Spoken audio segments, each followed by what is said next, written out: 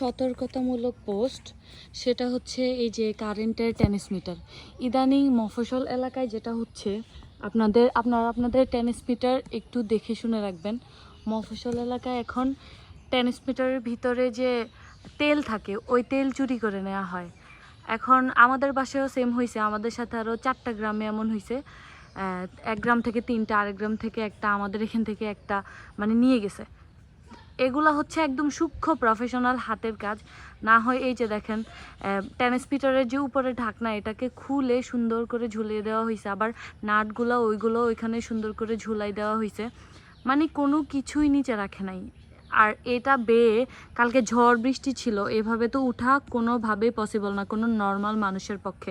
এগুলো হচ্ছে একদম যারা প্রফেশনাল এগুলাতে কাজ করে ওই রকম মানুষের কাজ। তো আমাদের এখান থেকে তেল চুরি হয়ে গেছে। এখন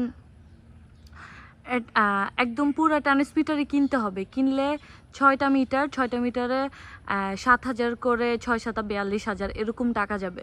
তো এগুলাতে কার এরকম মানে উপকার হইতে পারে যে এটা যদি চুরি করে নেয় সরকারি জিনিস, কার উপকার হইতে পারে? তো এটা হচ্ছে সতর্কতামূলক পোস্ট। আপনাদের যাদের ট্রান্সমিটার আছে বা মফস্বল এলাকায় থাকেন বা শহর যেখানেই হোক, আপনারা আপনাদের এটাকে মানে সেভ করে রাখবেন।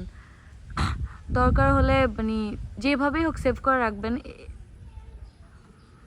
না হয় আমাদের মতো এরকম দুর্ঘটনার শিকার হইতে হবে। ধন্যবাদ।